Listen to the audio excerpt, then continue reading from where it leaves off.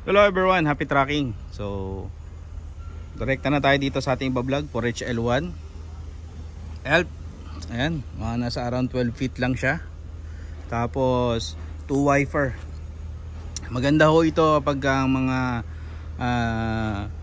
Lala Move, especially Lala Move talaga, no? Lala Move, Shopee, ayan, at kung ano pa. Especially yung kasama din doon kung mga SM pasok mo. Ayan, pwede kang magganito 12 feet. And then 4HL1 siya, no? NKR type. Mga NKR type kasi guys, mga ano yan, yung mga narrow chassis, no? Ito, 5 stud. Ayan.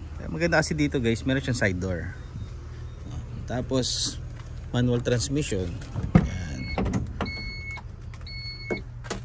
5 speed guys. Ayan.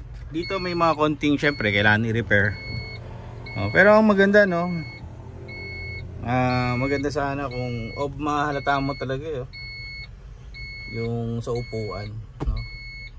Actually upuan talaga pang ano, mabaho guys. O nailipat na rin nila, parang may mali. Ay hindi, tama guys, no? Tama. Ito kasi yung sa pasahero, o dapat dun, no? Anyway, HL1 electronic type. Ayan. So yung trip nya na-reset na. Ayan, ito yung original na tinakbo, 237,212 for HL1. Ayan.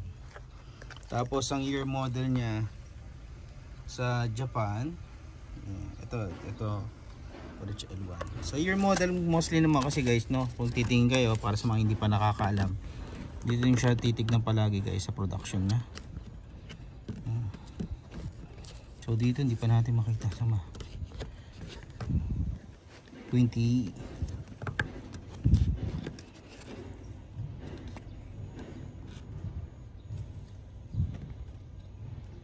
2003. Yan, sorry guys, medyo tagal. 2003 siya. Ayan, may camera, pero yung camera mukhang hindi nagana. Maganda paganahin.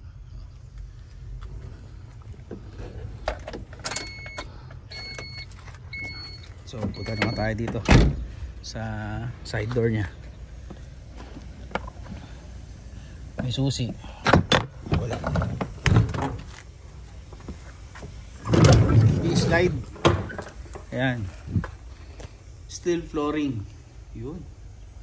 Sorry, close freezer. Ay hindi, no, cooler type, no, corrugated. Pwede nyo naman din pabago to guys, bago patanggal nyo yung sidewalling nya. Ayan, huwag tayo sa likod. Meron siya dating lifter.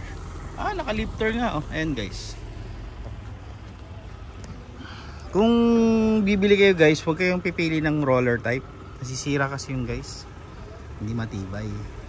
Magkano din pagawa nun guys? 15,000, 9,000, no? So ayun lang. Ito yung chassis. Mostly ang presyo, no, dito, kung dito tayo magpipresyo, siguro baka umabot to ng mga 600 or 650. Pwede pa ding 700. Depende kasi guys, no? Ayun lang naman. It's better puntahan nyo rin, no? Or kung may mga meron pang iba kayong hinahanap, pwede naman, samahan ko kayo. Punta tayo dun sa isa. Yan lang, corrugated type guys. Maraming salamat. Nandito nga pala ako sa K2, Subic International Corporation. Ayan, meron siya mga unit dito na kung may magustuhan kayo. Ayun lang guys, maraming salamat. Happy tracking channel everyone. Thank you, bye bye, and God bless.